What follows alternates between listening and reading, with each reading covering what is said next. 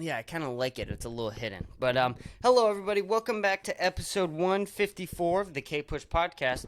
Today we have a very special guest, Derek Dimpfl. How we doing, Derek? I'm feeling great. How are you? Dude, I'm doing really good. It's an honor to have you on, man. I'm really glad that I was able to bring you on here. I wanted to get started out with just saying, dude, you're a fucking pillar. A pillar of the open mic scene. I don't think that the entry level to Austin, Texas is anyone can get here and anyone can get a lot of stage time, and I think that's due to you. Or at least not all to you, but you play a big part in that. I mean, that open mic list, I've never seen anything that organized when it comes to an open Comedy. mic and yeah, comedy in general. Mm-hmm. But you do, I mean, you're on top of it, number one. You're always updating it. I can tell. I check all the time. The way you have it listed for the not 21-year-olds is legendary, because I don't think I would be able to do the open mic scene as I'm doing it without that. The way you have the contacts of hosts, sign up time, it's crazy.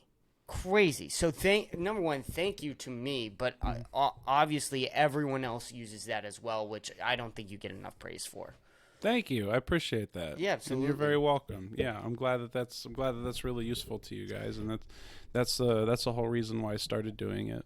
Was like I had the information organized for myself, and it's like, why not share it? Right. And then a couple weeks ago at the NAR bar, this Asian comic, this lady who was visiting from out of town, she was like, you have this whole spreadsheet, yeah, and, but you don't ask people money for it. Put your Venmo QR code on there, and then I did, and some people started donating too, which feels good, right? Of course, yeah. But the whole purpose was to provide value to the community. But I'm glad that worked out. Oh my gosh, it's seriously, I don't remember. thank you enough. Yeah, I don't remember if it was you and Dom, or if it was ZQlet or Kent Hunter who asked me to put or mentioned that I might put like the 21 up thing on it. But somebody voiced that was like a need for them, and so I'm like, okay, I can add another column. That's fine. Well, it's huge for me. Like, I think. Yeah, I can imagine being it's not so of big. age yet. Dude, it's so huge. I can't thank, like, really, because it shows every open mic that you can get on. If you don't know what I'm talking about, it's just a list of all the open mics in town, and what we're talking about is you give all the details for every single open mic. Yeah, I guess you could put the link in the show notes if you wanted. Yeah, for sure I can. I'll do that. And but essentially, for someone like me, it's easy for anyone who's of age to just go, I'm going to go here. Yeah. And for someone who's not 21, it's difficult to just show up and then get turned down. And, I mean, finding it is a battle of itself. For sure. Even if you have the address, some places are pretty hard to find.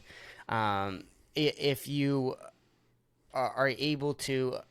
What am I trying to say? If you don't know who the host is, it's hard to even like sign up sometimes. Going and then driving all the way there and then getting told down sucks. Yeah, I bet. It sucks. So you having that kind of cuts a lot of those barriers out. And you can get pretty good at it. I mean, figuring out which ones are going to let you in and which ones aren't. Some that are 21 plus will allow you in if you have like a pretty cool bouncer or something like that. Yeah, or maybe they'll like draw X's on the back of your hands or something. Yeah, something like that. But it's not every place. Yeah, for sure. So there's a lot of talking between open mics, but between like, me and Ken Hunter and everyone else who's not 21 plus. But I mean, it's really great for any newcomer of anyone who wants to get started out. It's great for. And then you also host. I mean, how many open mics are you hosting right now? Because I know the number used to be 3. Well, at one time it was as many as 4. Like there were a few times that it was 4. Actually, there may have been one time when it was 5 when I had I was doing the Minute to Win It on Monday, then the Late Night Monday one at Poor Choices, and then Tuesday was Lazy Days, Wednesday was East Austin Hotel, and Thursday was Gordo's. I think at one time, and Robert Tabbitt was making the joke that that I was like Thanos. I was trying to put the Infinity Stones, the gauntlet, one for every day of the week.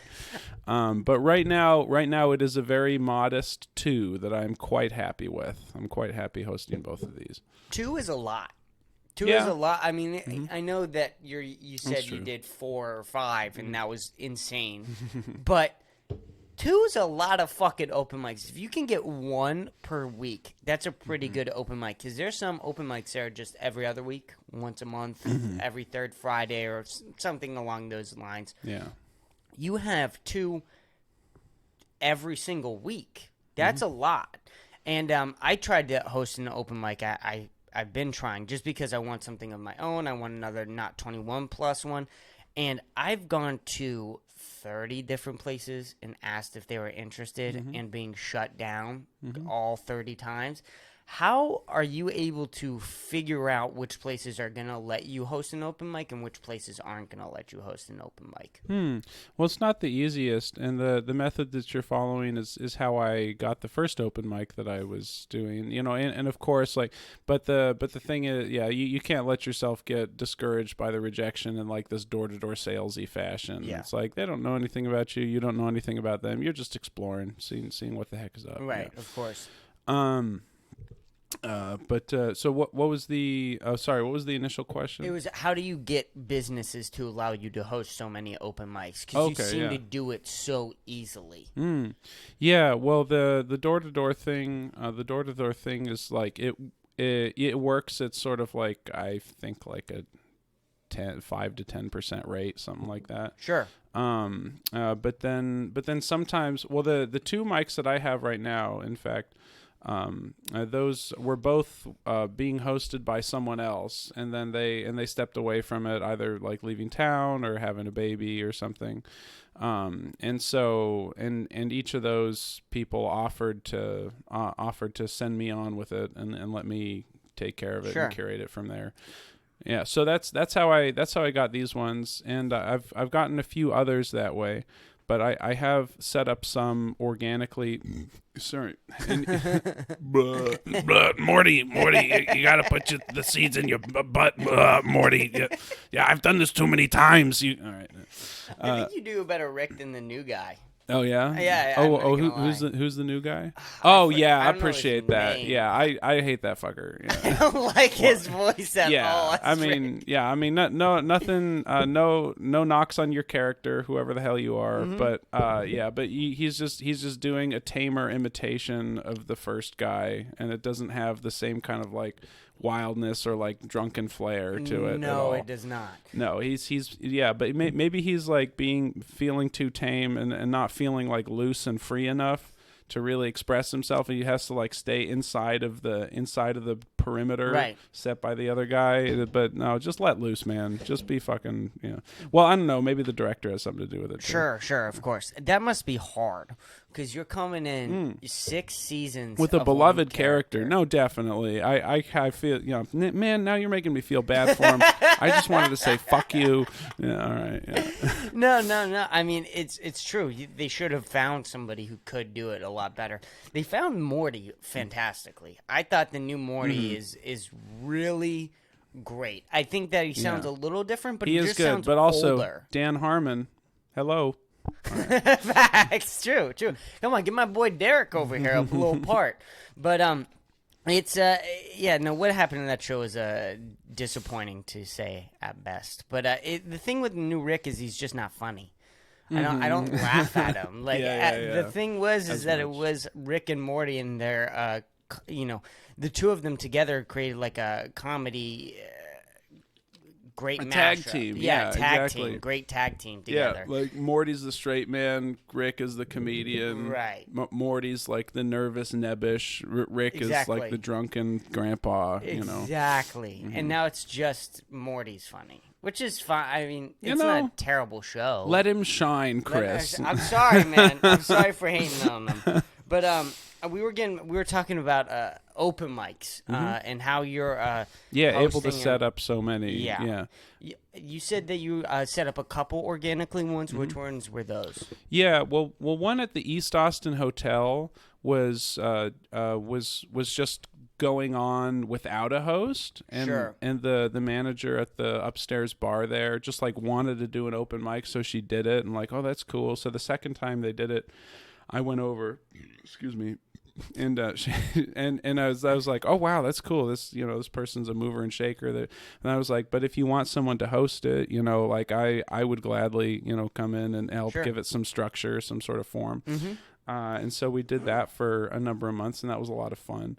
And I also got to eat some nice food because they gave me like a bar tab. Oh, yeah. Yeah, they couldn't give me cash for it, but I didn't mind having my food and drinks taken care of, like Sure. one night of the week. Of course. So, I'd leave feeling like pretty buzzed and like just go over to the Lucky Duck and talk shit for a while there too. Yeah.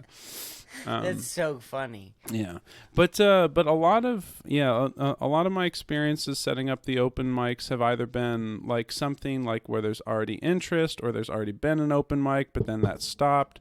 And I haven't set up. Well, there was one though. This show, and it wasn't an open mic. It was a show that we did at Irene's for a couple of months, and that was my favorite so far. And that was really good because they provided the marketing support through the marketing company that they contract with. Yeah.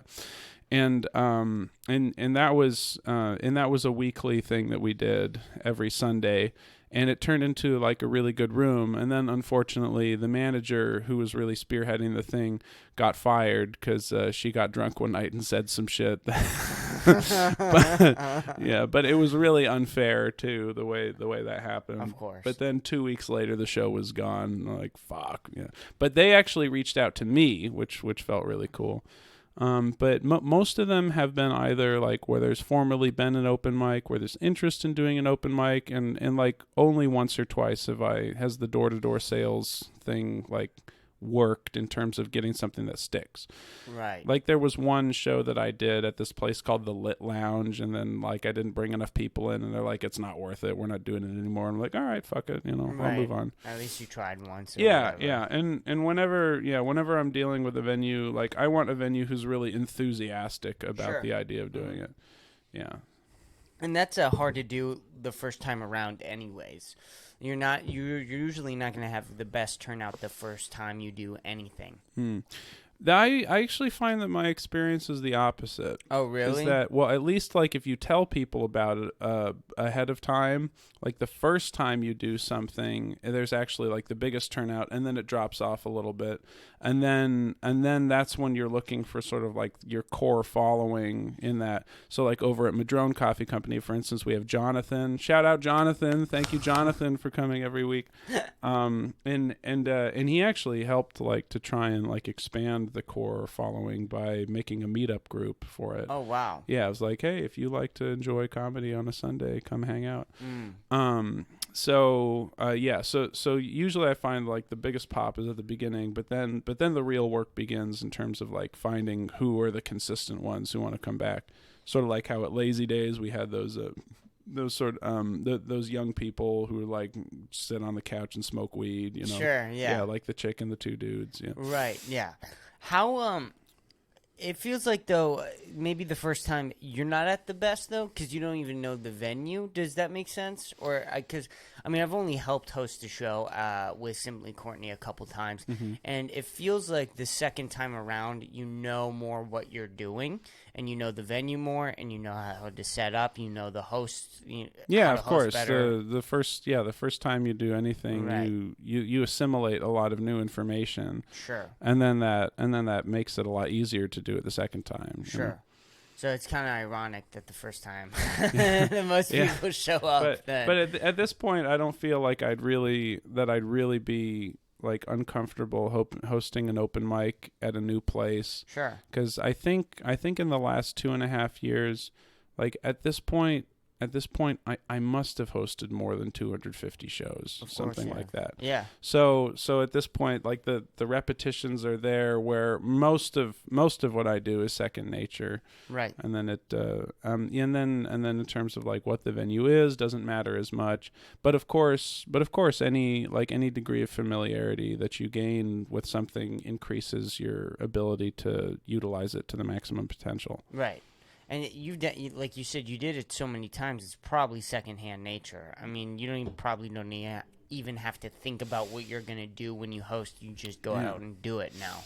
There was this one art show a couple of months ago that somebody asked me to host, which in the middle there, we were doing like a section where what I understood was that like different artists, there were these three female artists, but they were going to like talk about their work and sort of like showcase their methods and talk about their process. It turns out that they were each sort of telling struggles of their life story, and then one after the other, it sort of became, it seemed like a competition of who can cry more. What? But it was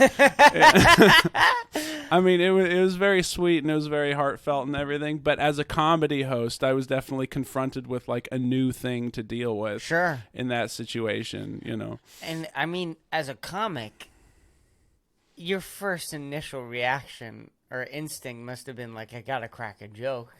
Right? Well, I mean, that would have been mine. Right. I was definitely working with the opposite emotional valence of what I'm usually working with. Exactly. And I don't remember what I said, but fortunately it all went over well and everything went smoothly. Sure. It was like but it was it was definitely like I had to treat the situation with like more gravitas rather than levity. Sure. And I think I think there was a thing or two that I said, it's like, okay, well guys, that's not quite what I'm used to, but let's honor what they've shared, blah blah blah, and so yeah. Did they ever have you back?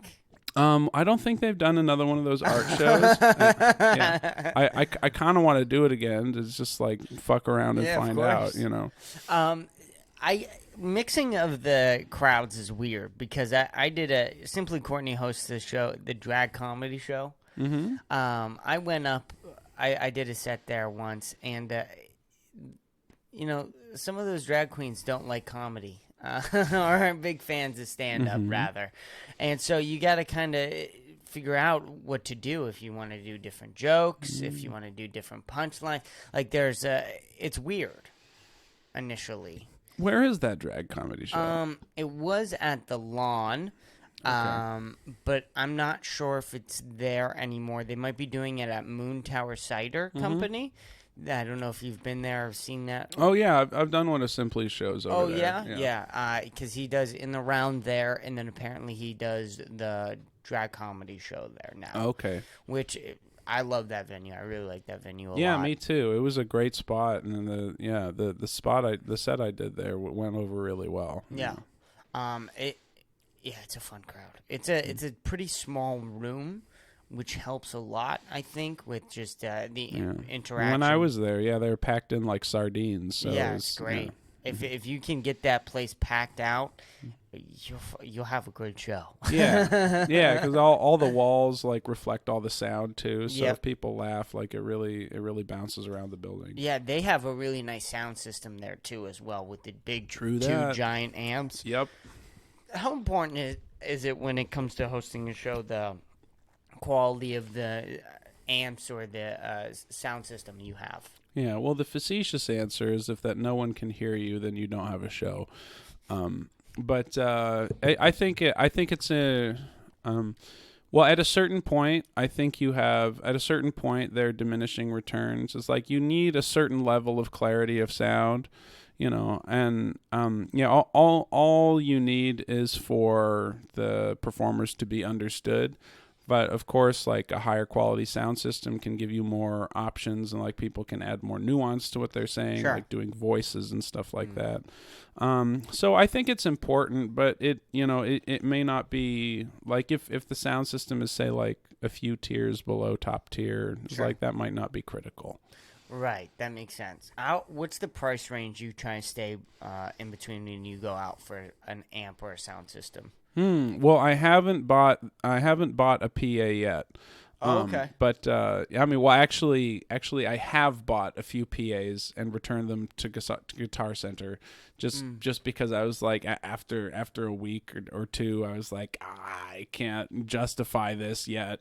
Right. But the PA that I really want is this Bose PA, which you can also which can also be battery powered. You can plug it into the wall, or it can be battery powered. Sick. Yeah, and it's got phenomenal sound. You can tilt it up like a monitor, or you can have it, or you can have it projecting its sound out, I think I know what you're talking about. Yeah, they're like $600-700 or something. Yeah. But I mean, but there's nothing wrong with a Harbinger, $200, $300, $400. I mean, yeah, but you just have to buy whatever is available. Right. Yeah. Exactly. You just need something. Something.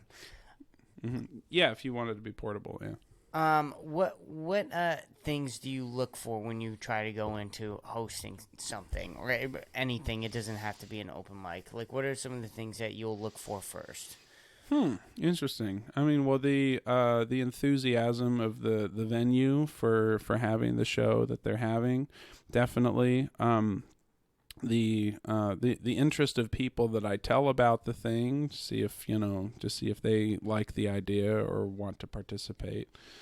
I think well, because a show is a place for people to bring their sense of excitement together, for everyone to have an experience which transcends just our normal moment by moment, day-to-day experience. So I'd say enthusiasm and energy. So you try to do a lot of like feeling things out. Yeah, definitely. Right. Yeah, I mean, and that's also like a lot of what hosting is keeping your mental finger, or your emotional finger on the pulse of what's going on in the room. Okay, that makes sense. That makes a lot of sense.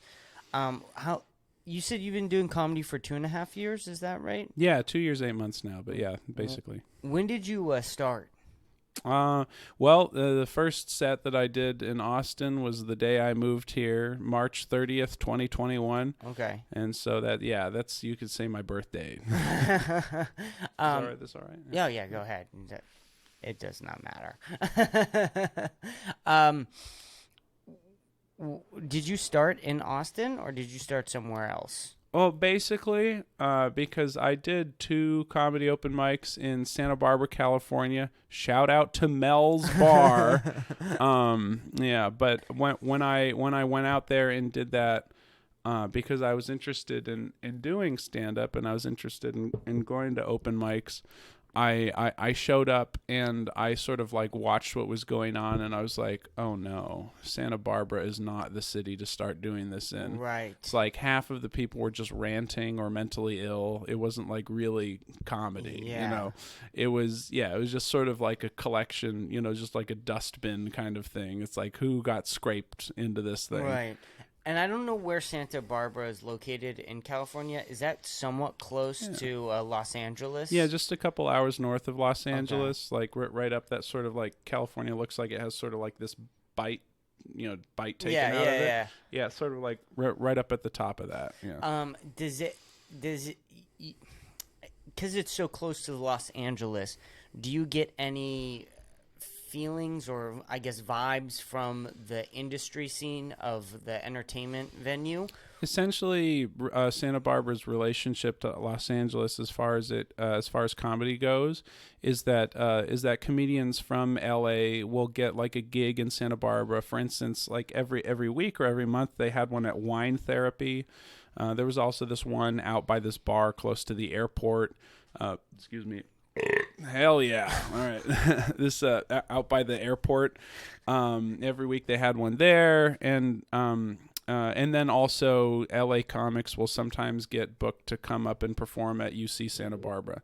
Sure. But that's most of Santa Barbara's relationship. And so like the kind of industry aspect of it, or like a talent search sort of thing, doesn't really exist out there. Sure. So there's not a lot of like agents or producers or anything like Yeah, that. exactly. For films, right? Yeah, there's some people like who will like sort of try and set up their own comedy shows, and there was this one comedy show, the one weekly show that was occurring last year around like January when I went to go visit.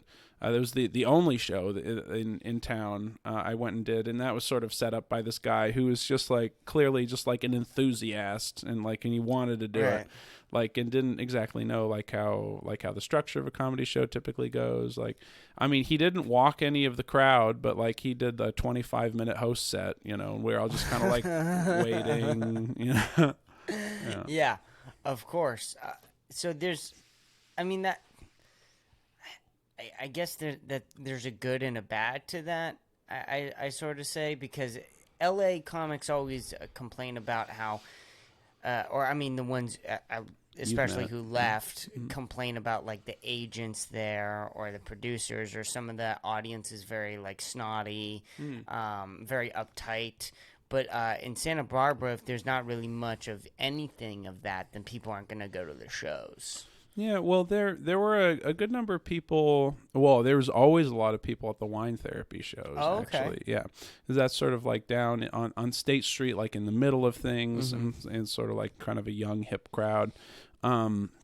And and people will still come out for shows because there isn't really too much entertainment in terms of comedy going on there. Sure. There's a good amount of live music. That makes sense. But yeah, generally like what Santa Barbara gets is like every couple years a headliner will come and sell out the Arlington Theater. Like, right. For instance, while I was living there, Bill Burr came and did part of his tour there. Yeah. Well, I mean, that's the thing though.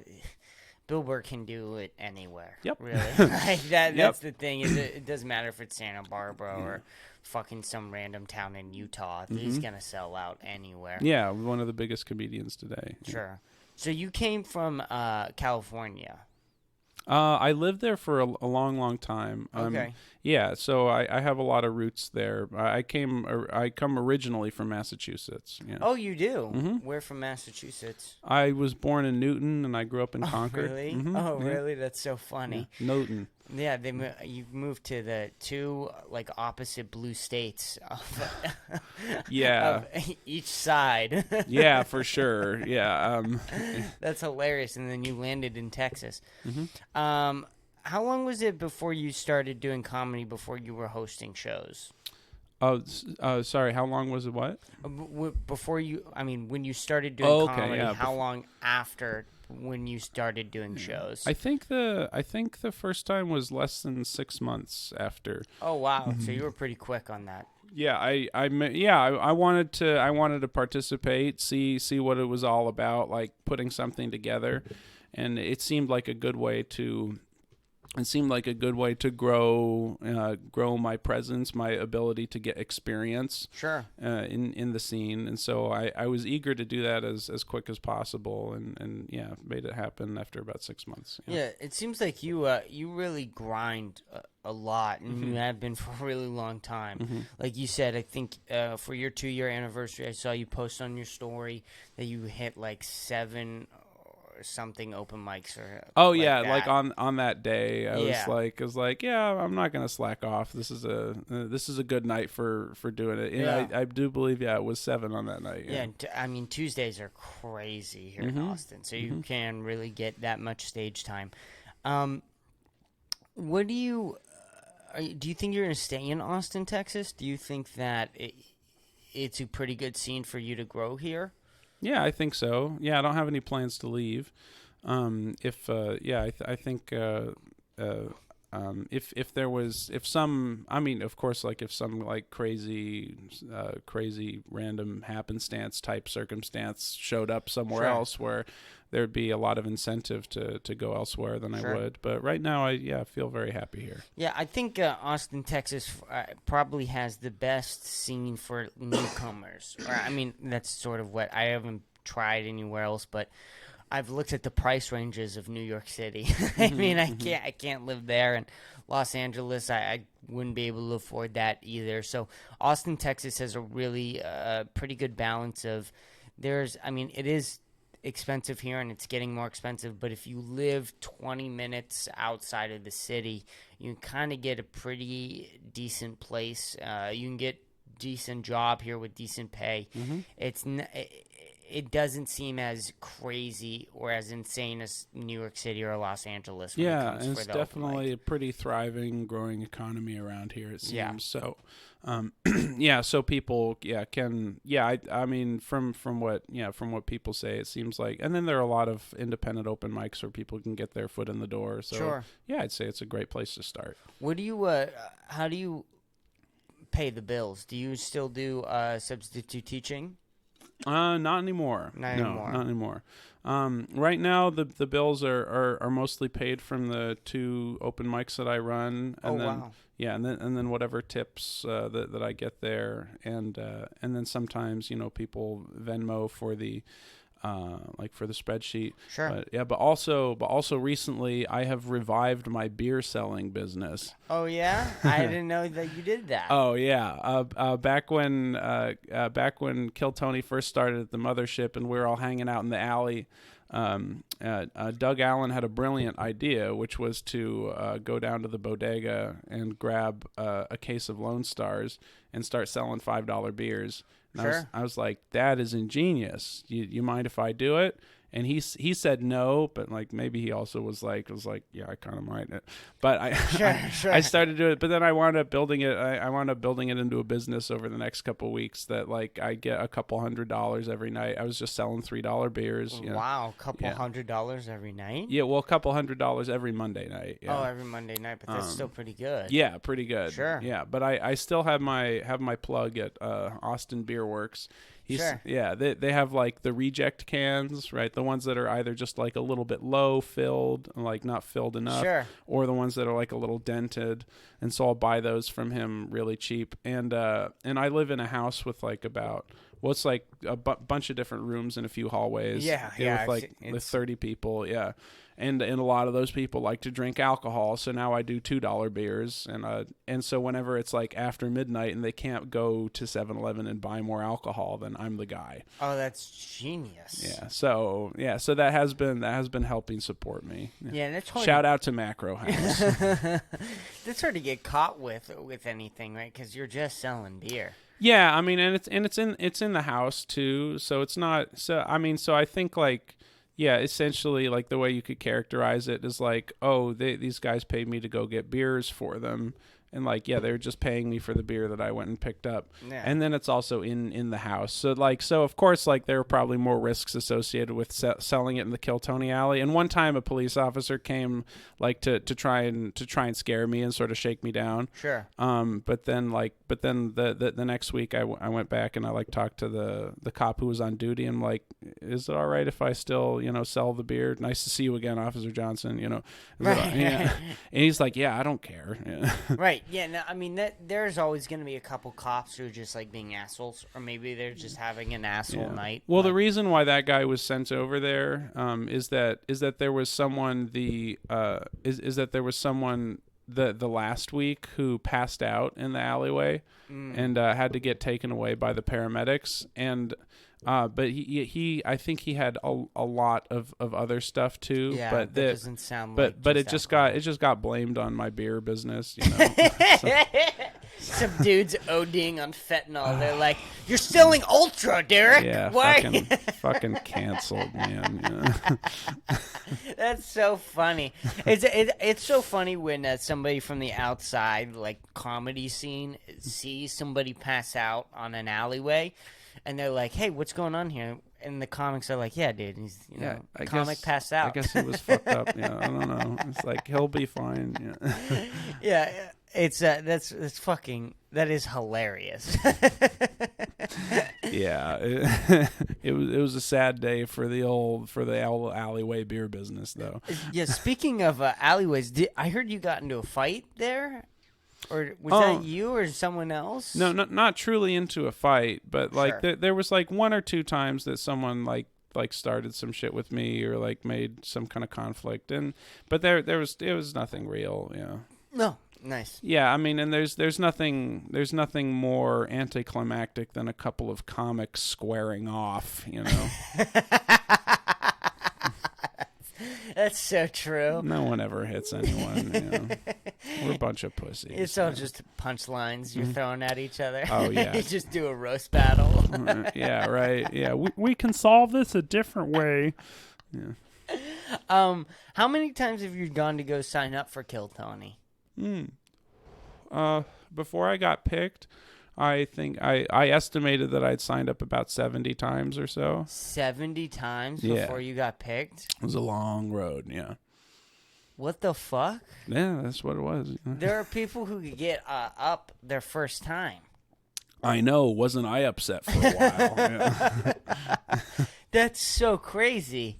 I mean, you seem like you have a good attitude about it. Yeah, because there's no like, well, any bad attitude or bitterness Sure. like on my part would just be a waste of my time and energy.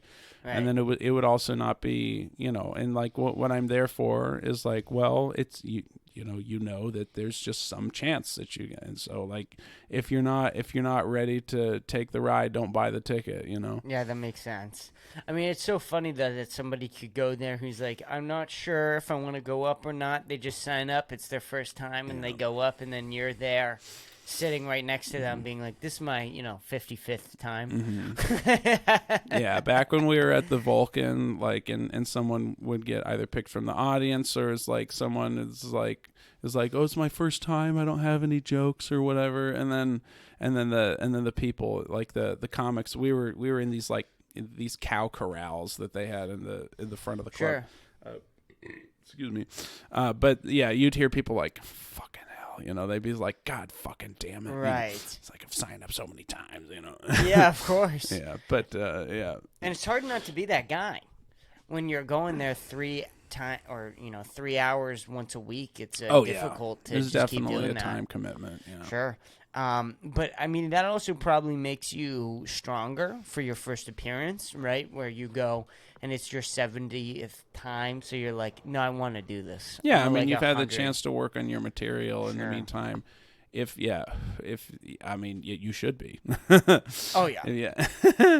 Yeah. Yeah. There are so many people like who I met is like, oh yeah, it's like I'm signing up. It's like going to be my first time doing stand-up comedy, and I'm like, it's like, oh, you want me to tell me some of your jokes? Like, no, I just want to be like that for the first time I ever do it to be on Kill Tony, and every now and again someone who someone has something, but then there are other people like who really shit the bed. Yeah. And good luck if you do well on Kill Tony for your first time ever doing stand-up. That's great. Good for you. But also, you're going to bomb like At some point. some point. And that bomb is going to hurt you much It worse. might. Yeah, I don't know. It all depends on the person's personality makeup. Yeah, that's true, too. Or like how delusional they are. That's true. Yeah, Because the thing is, like, also, like, if someone, okay, great, if your first time doing comedy is on Kill Tony, but if you want to do comedy with like some kind of part of your life with some sort of consistency, you're going to do it thousands of times. So it's actually not that like precious or like, Right. it's like why did it be my first time? It's like it's not that special a thing that you do a set, Yeah, that is true. There's a lot. I mean, there's always that mentality with Kill Tony, right? Where some people came down here, and I even had that a little bit. Definitely not to the extent of others, but it was like, yeah, I'm going to move down to Austin, Texas. I'm going to do stand-up comedy, and within 10 months, I'm going to have a good minute. I'm going to go on Kill Tony. I'm going to get popular, and then I'm good for the rest of my life. It's like, Yeah, sorry, bro. Yeah. and I didn't even have that, like, fully in mind, but I was always like, yeah, maybe there's a possibility of that happening. Like, no. Like, Yeah. that's so and it rare. is and it is fun to get on Kill Tony, but if you Sure. plan on doing, and it is a great experience, and it's also very high quality stage time. Mm-hmm. But if you plan on doing it with any kind of consistency, it's like if you plan on being on stage more than 10,000 times in your life or whatever it is, Right. then then in that sense, like one set that you do just becomes sort of just a drop in a bucket. Right, of course. I mean, in 10,000 sets, I mean, people say 10,000 hours is what you're going to want for being a professional, so. Yeah, well, a lot of those sets you do at the beginning are just 5 minutes or whatever, yeah. Right, exactly, so. But then also, like, the 10,000 hour principle doesn't merely apply to, say, like the time that you spend on stage. Of course. The time that you spend, like, doing surrounding things, like learning the business of comedy, Of things course. like that. Yeah. I mean, and then there's so many other things where I always think that you should do something else. I always think that having two things is really important. That's why I tried this podcast. Mm-hmm. Is like, you don't want to just be the stand-up guy. I mean, it's great, and that's also like a very romantic idea, right? Where you're just like, I'm just a but stand-up. basically, like almost every entertainer that I can think of has like multiple avenues of expression, right? Like so exactly. many comedians have also been actors. They're people who do music, Right. Yeah, like I don't know. Yeah. Yeah, of course. And you don't want to – you want to give yourself as many opportunities as you can. So if you practice multiple different types of art, you're going to have multiple chances. Yeah, and they can also inform each other and give you insight into how the other art forms work. Of course. Right. And I think there's that thing where, like, martial artists, they'll talk about when they learn jiu-jitsu, it's also good to learn wrestling, right? Because that makes you a better fighter.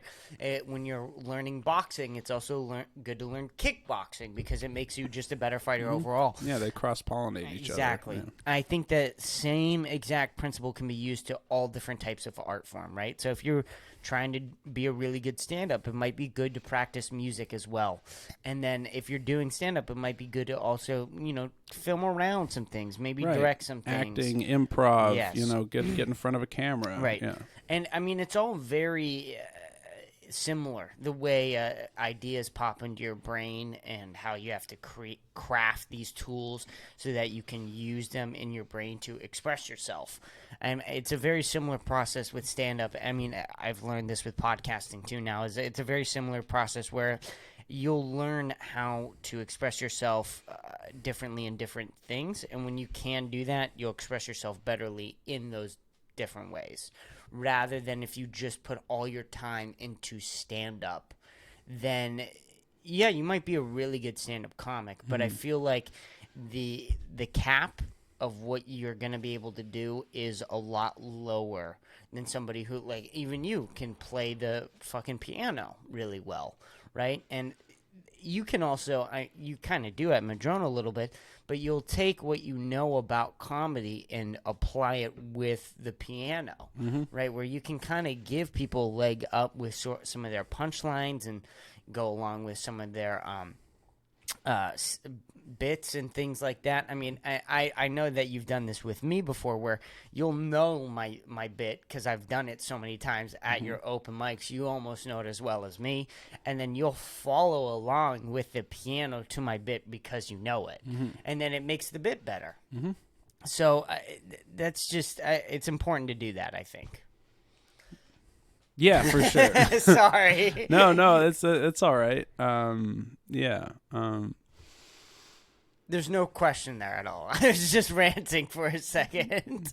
Yeah. How did you get in on learning the piano?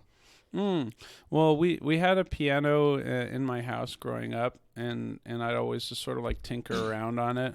It was but of course, like, I didn't know what I was doing, and maybe like it would be like a little frustrating. It's like, how do I make sounds that I like, or that other people like, while I'm doing this thing. But I asked my parents for piano lessons, I think, a number of times, and then I think I started when I was 6 or 7, like maybe shortly before my 7th birthday. But and so I started taking piano lessons with this local lady who helped teach me the basics, and I had a number of teachers from there.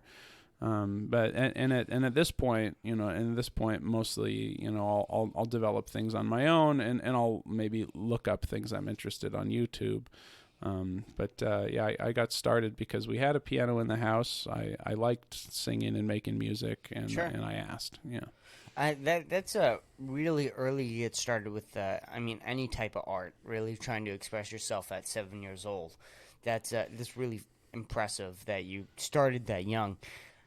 Have you ever thought about taking your piano talent or your music talent and combining it with comedy, like something like Bo Burnham does, or anything like that? Yeah, I thought. Yeah, I definitely have thought about that. And at the beginning of the Madrone mic now, what I'm doing most weeks is I'll do like a little musical improv thing, where I'll freestyle over my piano.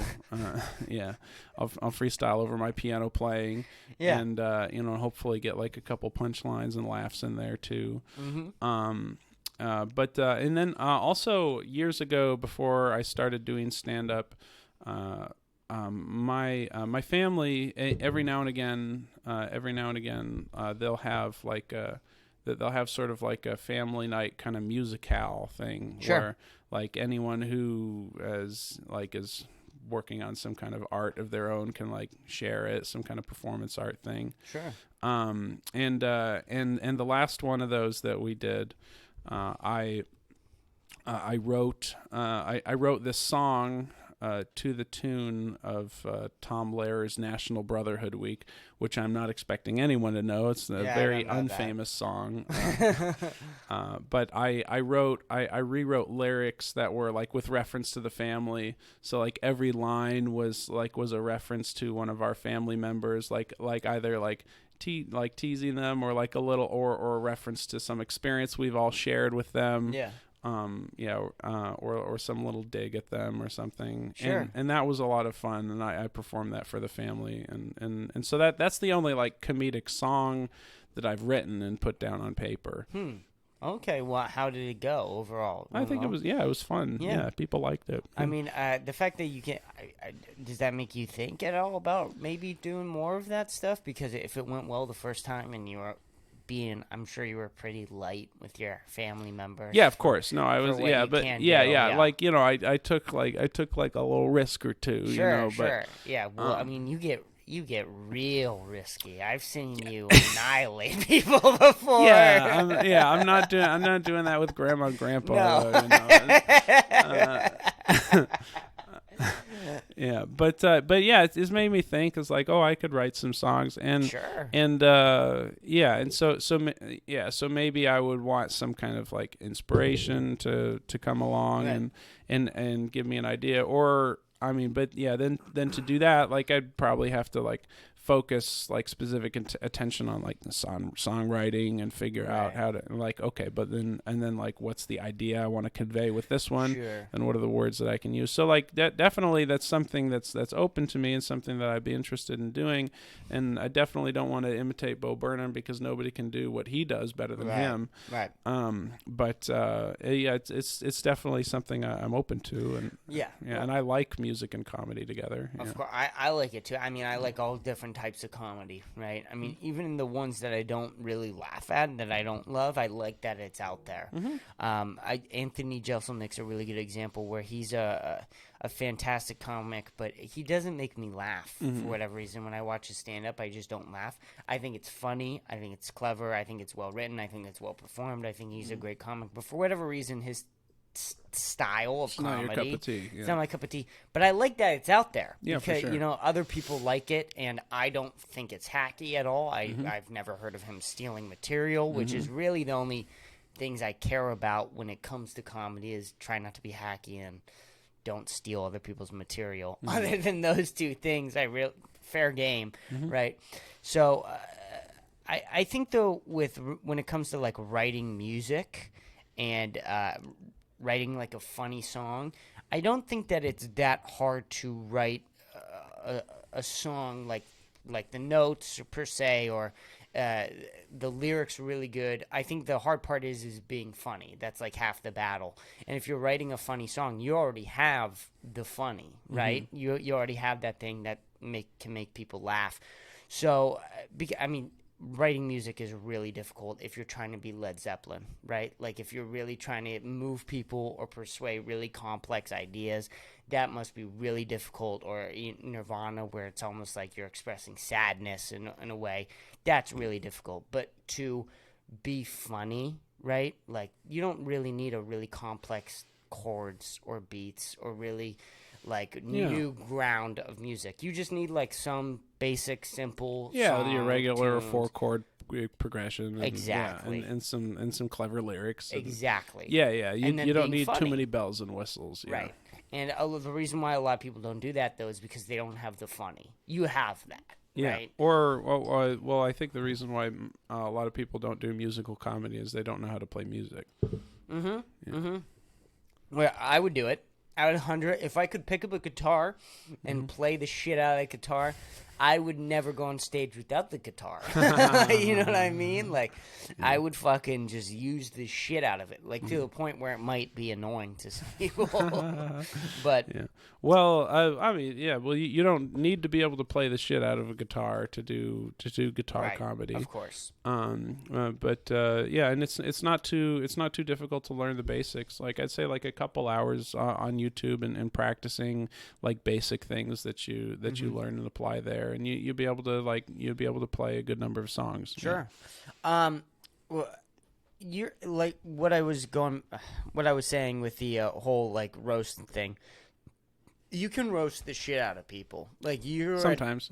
Sometimes you have like a natural act for it. It seems like where you can get really mean, but it also stay funny. Like there's a thing where people can get mean and it doesn't come off and then as it just mean comes funny. off ugly. Yeah, you don't usually have that. I mean, I'm sure you've messed up a couple times here and there where you go, "Ooh, that was a little It's too like, far." wow, yeah, sort of let him have it too much, and But I mean, that's going to happen sometimes. Not everyone can strike out every time. But you have that natural ability. And I feel like that would help a lot when going on Kill Tony, right? Because a lot of people don't have that. Even though that there are really funny comics, some people can't roast other people. Yeah, my Keltoni episode was Jeff Ross and Dave Attell. Right. Yeah, two of the legends of roasting. Right, yeah. Exactly. And the first thing Jeff Ross said to me is, "What is your full name? Napoleon Not So Dynamite?" Yeah. And I didn't come with roast prepared or anything, but it took me off guard, and then I looked at him, and all I could think about is how he looked like an Irish gumdrop. Yeah. So I said, "Well, what's yours, Gumdrop McGee?" And then, so the rest is history. The fact that you can do that quickly, right? Where you say he looks like an Irish gumdrop. Okay, now what words can I use with that to make it like clever? How do I make Gumdrop a formula? McGee. Yeah, there, boom, done. Yeah. Mm-hmm. It's a perfect roast, right? And you think of it fast. Yeah, he does look like a melted action figure. That guy, yeah. Like a beige Grimer Pokemon, How do you? It makes sense to me with a roast battle comedy where comics will think of the roast before they go on stage. That I feel like I can do that, right? If I sit in a room and I think about it, I can make funny things from somebody, and then I can test them out with Dom. Like, hey, is this mean? Is this not too mean? Is this funny? Is this not funny? That process makes sense to me. Yours, where it comes like out of thin air, almost. Has that always been there? Is that just you? Were you like that in definitely, school? Definitely an acquired skill. Like it took enough years of being like frustrated, and I have, I think I have my oldest sister to thank for this. Thank you, Emily. Sure. For like being like really brutal to me for a long time, and then eventually like I had to learn like, okay, well, when someone is dishing it to you, and the difference there is like with that, well, and there's always a difference between like somebody who's just poking fun at you and somebody who has real malice in their heart. Of course. Yeah, Of course. and so, but it was, I think it was acquired over a long time, and definitely like many failures, or like getting dunked on by so many people. Sure. And then and so you have to sort of navigate your way through that. And I think it also helps because for some reason people don't expect a guy who looks like me to say certain things about people. Yeah. Sure. Yeah, so like there's a surprise factor to it. Yeah, of course. Yeah, and particularly because like most of the time I am very nice and very genial. Yeah. Yeah, but I was, and so that gives like a contrast to like if I decide to make fun of somebody. Then suddenly like the eyebrows go up, you know. Yeah. Whoa. Well, you have a very like not mean presence, I sort of say. Yeah, I think it's very important to treat people well. Right. You know, and keep people in a good state. And I want people to be as happy as possible for as much of the time as possible. However, the dark side of that coin is like, in order for people to be as happy as possible, like every now and again, someone's bad behavior needs to be called out. Of course. You know, and if you can do it in a way where there's like where it's like kind of humorous, or they can laugh at themselves, then I feel like that's a lot gentler way of easing someone down into the path of self-reflection than of just saying, it's like, well, you're a cunt-faced asshole and I never want to see you ever again. Even though that might be true. Yeah. But then also like calling someone like a cunt-faced asshole, for instance, is not constructive in the sense that it teaches anything. It's like, but like if you can say something that points out, that points out whatever the weakness in their character is, in a humorous way. But if you can be specific, because saying someone that's like is a worthless piece of shit, that's like, wow, you just tried to encompass their entire being. But as a matter of fact, like probably 95% of this person is really good, and there's you know, and there might be like a really glaring defect, but it's also not a lot of them. Yeah. That's something that I've sort of learned is even if you don't like someone, but they do something really amazing, try to acknowledge that they do something really amazing. Yeah, that's great. It'll give more credit to you. Because if you say that you don't like someone, so you don't like anything they do, well, if they made teleportation, like they made teleportation. That's pretty fucking cool. Yeah, I mean, like Rick is an alcoholic, also interdimensional traveler. Right, you know? Of course. How do you do that where you can kind of, I feel like you can see people's weaknesses very easily? Is that a trained skill? Were you born with that? No, definitely another acquired one. Shout out to Emily. Thank you very much. Because a great deal of our relationship early on in life was her pointing out my weaknesses, and doing everything that she could to capitalize and take advantage of those weaknesses to make me look bad. That's a sweet relationship. Thank you for making me stronger. You know, Seemed like she really cared. Definitely not. So I think I learned. Part of me like learned to be very critical, or like learn to see those things, and like can be very critical of others as a result of having been trained in that dojo for so long. Right. It seems pretty difficult. Are you and your sister, are you guys close now, or? No, unfortunately. You know, I'd like to have a relationship with my siblings, but right now we're pretty distant. Yeah. Oh, damn, that sucks. I'm sorry, man. That's all right. And is that the two trans sisters. Oh, yeah. Yep, definitely. Yeah. When did that affect you at all growing up, or with that going on? Well, that wasn't like really something that that came to the surface until we were basically all adults. So did you grow up with two brothers? Yeah. Okay. But at the same time, like I think I'll. Well, you know, and I don't want to put words in someone else's mouth, Sure. but this is just my guess. Is like I think a lot of that frustration and angst, you know, that I was catching was as a result of not being able to express themselves, or like say, you know, Right. you know, or like be honest Right. about who they were. And I was very happy like for them when this was like an announcement that they were making, because Sure. like as insofar as I, you know, insofar as I didn't understand it, but I also understand what it's sort of like to be a feminine man, you know, Sure. like a feminine man. But insofar as I didn't understand it, that didn't really matter to me. It was like, oh, great, you figured out something that's going to improve your life. So, you know, like go Good with for you. it. Right. Yeah. Of course. And then Please be better for all of us. yeah. But that must I mean that only makes sense though, right? That they had this angst about themselves Yeah. and they took it out on. Were you the little one? I was the youngest. Yeah. Of course. Mm-hmm. They took it out all in their like little brother. And were they both mean to you, or was it just the one? Well, I think it was mostly the oldest one, and then the middle one would at times follow along with it in order not to catch the same thing, you know.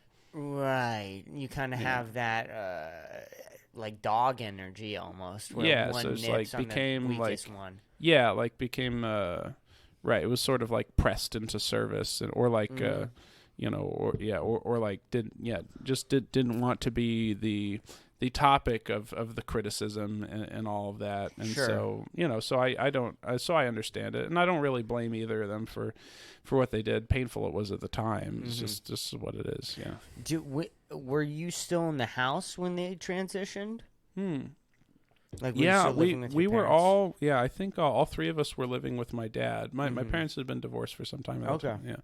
Yeah. But we were all living with my dad at that time. And when Emily came out. And then I think shortly after that she moved out of the house like a few blocks away. In it, although it may have been she moved out shortly before she made that announcement, but prior to announcing that, you know, she was transgender, she had made an announcement that she was asexual, and I think that was partly, I think maybe that was like a stepping stone, Sure. like saying it's like, well, we'll test the waters with this, and then, you know, or like this is a more palatable idea. And then, well, but there's more I need to tell you. Yeah. Sure. That's more palatable to most people, you think, at being asexual? Well, I mean, I would think so. I don't know if it. I mean, like, it'd definitely be confusing to people because Sure. like sexuality and like, you know, Yeah. well, like sex is like the reason why we're all here. Right, of course. But I think so. It partly in the sense that like if someone is asexual, well, they're not going to try and fuck you. So in a sense, they're kind of like not a threat in some way. I don't know. I guess. Yeah, it seems like a very benign, very benign confession to make, even if it is quite confusing. Sure, of course. Yeah. That's weird. That I guess it would seem more palatable, but that some people would think that asexuality is more palatable than being transgender. I mean, because to me that makes being transgender. But maybe to some people asexuality is even more confusing because like, okay, man or woman, pick one. I get it, but like you don't like fucking. Sure. Yeah, that. What the hell? Yeah, that's almost me actually. Yeah. Being transgender, I'm like, you don't feel that, whatever. It doesn't fucking matter is to me. what I think about all the time. You don't like it? You don't want it? I have always thought though that like being asexual, that has to be a superpower. That to not think about sex like, and all of your energy just gets focused on your pursuits, you know, something like that. You're not bothered by your dick all the time. You know, what do you want from me? He's just always like, ugh. Although I guess there's no hope, right? Because if you're depressed and you're horny, you're always like, maybe just some pussy will fix me. Just maybe a It little never bit. does. Yeah. But, no, it doesn't. But if you're asexual, you're like, I don't even want pussy, man. I'm not happy. Yeah. I don't know though, but that had to be. I mean, good for them, right? But that had to be weird for you growing up. You said your parents were divorced.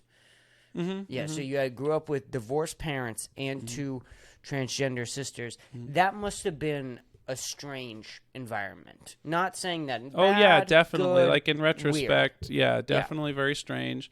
But then also like a lot of things about them, being who they are, they made sense a little bit more after the fact, and Well, I of had course. the chance to reflect on things, and like every now and again there would just sort of be a moment of I don't know if this is the right word, satori, just like this kind of I don't know clarity. what satori means. This is sort of like this clarity that would shine through, Sure. or like I'd realize something and it hit me like a thunderbolt, like oh my god, like for instance, she's like really like Freddie Mercury, David Bowie, The Matrix, the Animorphs books. Sure, is about sure. changing into something else, Of course. Yeah, Yeah. that makes sense. I like Freddie Mercury, so. Oh, I love Freddie Mercury. dude. Yeah, I Fucking- don't care if Queen's- people call me gay. Yeah. Nah, Freddie Mercury. I think Queen. I do think Freddie Mercury kind of, or Brian May gets overshadowed by Freddie Mercury because I think Brian May. Of course he does. Yeah, of course. yeah. I think Brian May is one of the best guitarists of all time, and Yeah. I love Brian May. And I saw Queen live. He looks like he belongs in like the court of